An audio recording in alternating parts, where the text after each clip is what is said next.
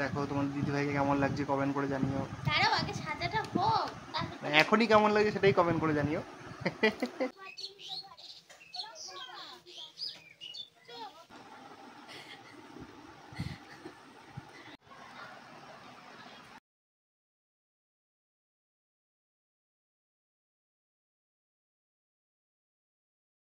সকালটাই শুরু করলাম মন্দির দিয়ে। এটা আমাদের বাড়ির সামনেই কালী মন্দির। তোমরা যারা আমাদের ডেলি ব্লগ দেখো তারা তো জানোই। আর আজকে হচ্ছে জামাই ষষ্ঠী। জামাই ষষ্ঠীর দিন সমস্ত শাশুড়িরা যে পুজো দিতে আসবেই এটাই তো স্বাভাবিক, তাই মন্দিরেও প্রচণ্ড ভিড় ছিল। তো সকালবেলা তোমাদের দাদা ভাই আমি গিয়ে আগে মন্দির থেকে প্রণাম করে এলাম। তারপর তোমাদের দাদাভাই এদিকে এসে চা আর বিস্কিট খাচ্ছে। এরপর স্নান টান করে নেবে। তারপর আমাদের অনেক প্ল্যান আছে, তোমরা ভিডিওটা পুরোটা দেখতে থাকো, সব জানতে পারবে।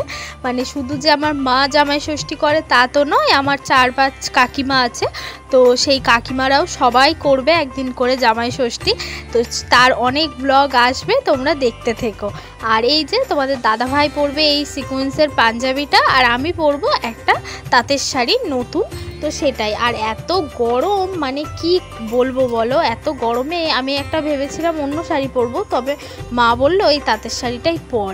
তো এখানে তোমাদের দাদাভাই যে কাকিমাদের যে শাড়িগুলো দেবো তো সেটা এই প্যাকেটটাই ঢুকিয়ে নিচ্ছে। আর মিষ্টি আলতা সিঁদুর এইসব নিয়ে যাব কাকিমাদের বাড়ি। আর এদিকে আমি রেডি হচ্ছি। তবে আজকে যতই গরম থাক মনের মধ্যে কিন্তু একটা আলাদাই আনন্দ কাজ করছে।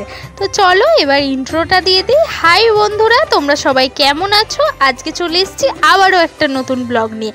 গৌরব সুস্মিতা ব্লগে তোমাদের অনেক অনেক ভালোবাসা জানিয়ে আজকের ব্লগটা শুরু করছি। তোমরা ব্লগটা পুরো শেষ পর্যন্ত দেখতে থাকো, আশা করছি তোমাদের খুব ভালো লাগবে। আর তোমাদের জামাই ষষ্ঠী কেমন কাটলো সেটা কিন্তু আমাকে জানাতে ভুলো না কমেন্ট করে। আর আমি এদিকে স্নান করে এসে রেডি হচ্ছি। তোমাদের দাদাভাইও এদিকে স্নান করে রেডি হয়ে এই পাঞ্জাবিটা পরেছে, তাই ওকে আমি বলছি তোমার গরমে কষ্ট হচ্ছে না? তো ও বলছে না না, একদম সিম্পল তো, তাই আমার কষ্ট হচ্ছে না। আর এই যে ওকে কিন্তু খুব ভালো লাগছে এই পাঞ্জাবিটা পরে। আর আমার মাকে আমার কাকিমাদের কি কি শাড়ি দিলাম সেটা যদি তোমরা দেখতে চাও তাহলে আমরা আগে যে 2 দিন ভিডিও ছেড়েছি তো সেই ভিডিওতে চলে যাও, তোমরা দেখতে পাবে যে আমরা কি কি শাড়ি কিনেছি গিফটে দেব বলে কাকিমাদের।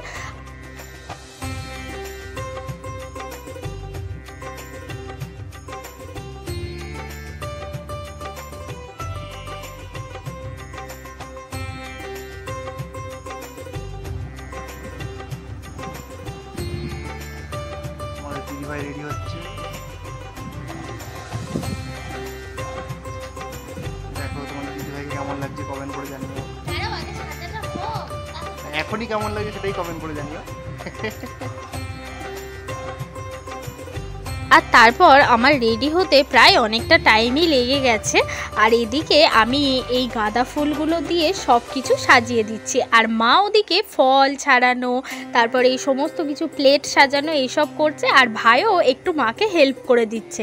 আর আমি এখানে ফুল দিয়ে পুরোটা সাজিয়ে নিচ্ছি। তো এই জামাই ষষ্ঠীর শর্ট ভিডিও তোমাদের দাদাভাই একটা আপলোড করেছে আমাদের চ্যানেলে, তো তোমরা চাইলে দেখে আসতে পারো যে 2য় বছর জামাই ষষ্ঠী ঠিক কেমনভাবে কাটালাম। আর এখানে পাশেই রেখেছি ওই ঠাকুরের চাঞ্জল আর প্রসাদ। আসলে আমার তো এক ঠাকমা মারা গেছে, মানে বাপির বড় মা, তো সেই জন্য আমাদের কাল ওষুধ, তো মা ফোঁটা দেয়া এইসব তো করতে পারবে না, শুধু ধান দুব্য দিয়ে আশীর্বাদটুকুই করতে পারবে। তো এই যে এখানে সমস্ত কিছু আমার রেডি হয়েই গেছে। এরপর মা এসে ওকে সব ধরে দেবে, তারপর খাওয়া দাওয়া করবে।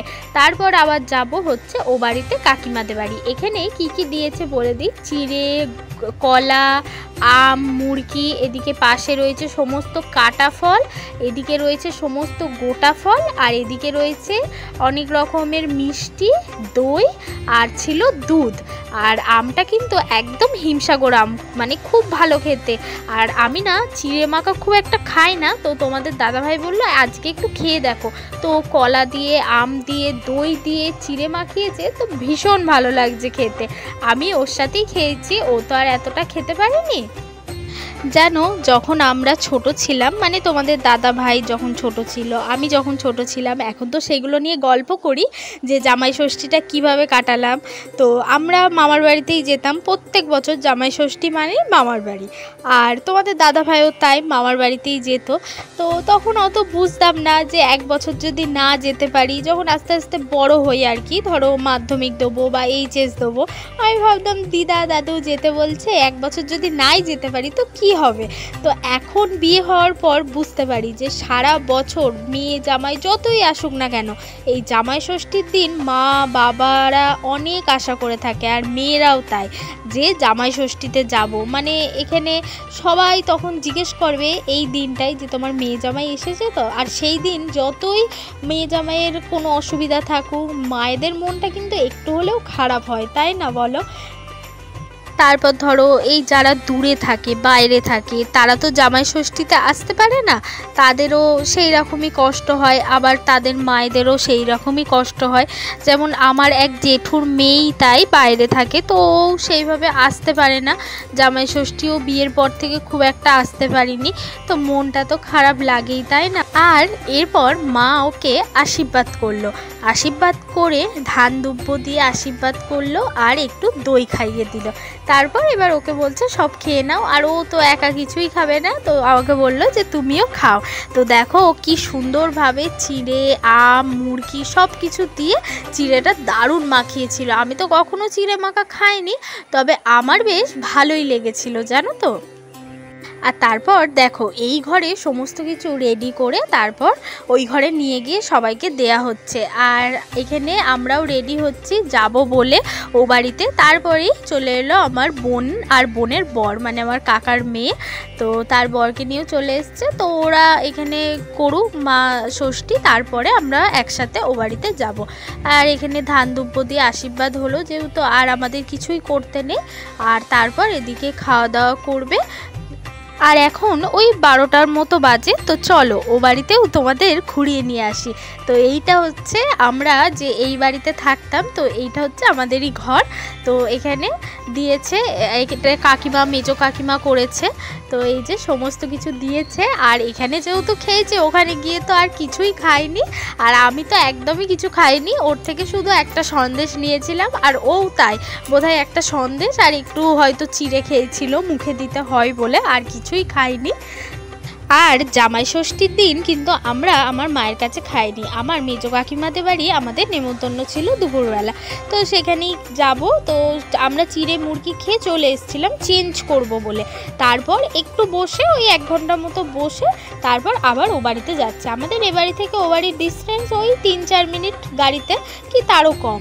তো এরকম, তো এই যে তোমাদের দাদাভাই গাড়ি বের করলো, আর আমিও এইদিকে গাড়ি করে যাচ্ছি। আর দেখছো রাস্তাটা কি সুন্দর, চারিদিকে পুরো সবুজ।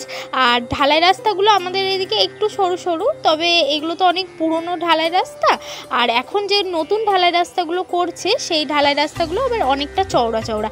আর এই পাশটা দেখছো আমাদের, মানে এত সুন্দর লাগছে, পুরো সবুজ হয়ে আছে। আমি ভাবছি এত রোদ দিচ্ছে, তাও গাছের পাতাগুলো এত সবুজ হয়ে আছে কি করে। আর এই রাস্তাটায় না প্রচুর ব্যাক আছে, মানে একটু করে যাচ্ছি আর ব্যাক। তবে রাস্তাটা বেশ সুন্দর দেখতে লাগছে। আর তোমাদের দাদাভাইও আমায় জিজ্ঞেস করছে এইগুলো কি গাছ, ওইগুলো কি গাছ, তো আমি ওকে সেগুলোই বলছি। আর এই সাইডে এটা হচ্ছে আর একটা কলতলা, আর পাশেই এটা হচ্ছে একটা মনসা মন্দির, আর এদিকে হচ্ছে একটা কালী মন্দিরের বেদি করা আছে। এখানেও কালী পুজোর সময় কালী পুজো হয়। আমাদের কালী পুজোর ব্লগটা যদি দেখো তোমরা, তাহলে হয়তো বুঝতে পারবে যে এটা কোন জায়গা। আমার বিয়ের সময় আমি ওই কালী মন্দিরে, তারপর কালী বেদিতে, মনসা বেদিতে সব জায়গাতেই পুজো দিতে গিয়েছিলাম বাজনা নিয়ে। তোমরা তো আমাদের বিয়ের ভিডিওগুলোই সবাই অনেক ভালোবাসা দিয়েছো, আর অনেকে আমায় অনেক কিছু জানতে চেয়েছো। দেখো আমার বিয়ে যখন হয়েছে তখন 1 বছর, তো 1 বছর অনুযায়ী তখনকার কি কোনটার কি রেট ছিল সেগুলো তো আর আমি অত বলতে পারবো না, সেগুলো বাপি সব দেখেছে, আমার মামার বাড়ির দাদু দেখেছে। তো সেই বিষয়ে আমাকে কেউ কিছু জিজ্ঞাসা করো না, আমি বলতে পারবো না। হ্যাঁ, তবে আমার বিয়ের বাজনাটা যে খুব সুন্দর হয়েছিল সেটা তোমরা অনেকেই জানাও, আর আমি তাতে খুশিও হই। দেখো আমাদের এখানে বাজনা বলো বা যে কোনো জিনিসই বলো, সব কিছুই কিন্তু আমার মা বাবা দাদু এরাই ঠিক করেছে, আর আমি সেই ব্যাপারে একদমই কিছু তোমাদের বলতে পারবো না। আর তারপর চলে এসেছি ও বাড়িতে খাওয়া দাওয়ার জন্য। আর এইটা হচ্ছে আমাদের বাড়ির গোয়াল, মানে আমার সেজো কাকার দুটো গরু আছে। আর এটা হচ্ছে আমাদের টোটাল বাড়িটা। এটা হচ্ছে পেছনের একটা বাগান, তো এখানে কিছু গাছ লাগিয়েছে ভাইরা মিলে, পেয়ারা গাছ, তারপর এমনি অনেক রকম ফুল গাছ, এইসব গাছগুলো আছে। তবে এই জায়গাটা বেশ ঠান্ডা টাইপের। আর আমরা খাওয়া দাওয়া করে এখানে হাত ধুতে এসেছিলাম। আর এই যে ওই বড় পুকুরটা, তো এই পুকুরের ওই পাড়টাই হচ্ছে আমাদের বাড়িটা, তো তোমাদের দেখিয়ে দিলাম। আর ওইখান দিয়ে গেছে রাস্তা। আর পুকুরটা ভিডিওতে এত ছোট লাগছে, কিন্তু পুকুরটা বেশ বড় আর বেশ গভীর। আর এই যে এটা হচ্ছে আমাদের ঘর, তো বোনের সাথে। আর সকালবেলা দু জায়গায় চিড়ে, মিষ্টি, দই সব কিছু খেয়ে পেটটা দুজনকারই একদম ভার হয়েছিল। তো তার মধ্যে আবার এত গরম। আর এই যে দেখো, এটা হচ্ছে আমাদের টোটাল পুরো ঘরটা। আর কিরাম গরম করছে, মানে সব জায়গাতেই। আজকে ভেবেছিলাম হয়তো একটু বৃষ্টি হবে, নিউজেও তাই দেখেছিলাম, কিন্তু কোথায়, বৃষ্টির তো কোনো গল্পই নেই। আর এই যে এদিকে কাকিমারা সব খেতে দিয়ে দিয়েছে। এখানে অনেক কিছু রান্না করেছিল, পটল ভাজা, আলু ভাজা, কলমি শাক ভাজা। কলমি শাক ভাজা খেতে আমার খুব ভালো লাগে, আর তোমাদের দাদাভাই খাই না, তবে খেয়ে নিয়েছে দেখলাম। আর ছিল খাসির মাংস, মুরগির মাংস, আর চাটনি, পাঁপড়, দই, তো এইসব ছিল। আর আমরা যে সবাই মিলে খাচ্ছি, এই ভিডিওটা কে করে দিয়েছে বলো তো? আমার বোন, মানে আমার যে ছোট্ট পাড়া কাকার মেয়েটা, ও করে দিয়েছে আমাদের এই ভিডিওটা। আর এখানে রান্নাবান্নাও কিন্তু খুব ভালো হয়েছিল, আমরা কিচ্ছু তুলে দিইনি, সব খেয়েছি, মানে এত ভালো হয়েছিল রান্নাবান্না। আর আমি তো খাসির মাংস খাই না, তোমরা তো অনেকেই জানো, তো সেই জন্য আমার জন্য মুরগির মাংস ছিল। আর এদিকে আমার কাকার মেয়েও খায় না, আমাদের দুজনকার জন্যই মুরগির মাংস ছিল। আর দুটো জামাই খাসির মাংস খেয়েছে। আর তারপর এখানে দুপুরবেলা এসে তোমাদের দাদাভাই একটু ঘুমালো, ঘুম থেকে উঠে জল খেয়ে আমি একটু চা করে দিলাম। তো তারপর চা খেয়ে একটু ফ্রেশ হয়ে তারপর আমরা দুজনেই ছাদে ছিলাম। ছাদে এত সুন্দর হাওয়া দিচ্ছে যে নামতেই ইচ্ছা করছিল না। আর তারপর সন্ধেবেলা এদিকে সমস্ত কিছুই তো ছিল, ফল, তরমুজ, অর্ধেক কিছুই তো খাইনি, তো সেইটাই টিফিন করবে বলে। আর এই গরমে তরমুজ খেতেই বেশি ভালো লাগছে। তরমুজটা একদম লাল টকটকে ছিল আর খুব মিষ্টি ছিল, মানে খেতে ভালো। আর যা যা ফল টল এখানে ছিল, তো সেগুলো সবই বের করছি, আর কিছুই রাখা যাবে না যেহেতু সবই এগুলো কাটা ফল। আর আমিও এদিকে ভাবছি যে একটু আম খাবো, তারপর দেখছি যে না, আম খেতে আর ভালো লাগছে না। তো যাই হোক, ভিডিওটা এই পর্যন্তই। তোমাদের কেমন লাগলো ভিডিওটা সেটা কিন্তু কমেন্টে অবশ্যই জানিও। আর যারা আমাদের চ্যানেলে নতুন এসেছো তারা অবশ্যই আমাদের চ্যানেলটাকে সাবস্ক্রাইব করে দিও। আর যারা ফেসবুক থেকে দেখছো অবশ্যই পেজটাকে ফলো করে দিও। আর এখানে জামরুলটাও কিন্তু খুব ভালো খেতে, জামরুল খেতে এমনি আমি বেশ ভালোই বাসি, তবে এদিকে দুটো লিচুও ছাড়াচ্ছি খাবো বলে। আর এখানে দই, মিষ্টি এইসব দিয়ে সন্ধ্যের টিফিনটা কমপ্লিট করলাম। আর রাতে একদমই হালকা পাতলাই খাবো।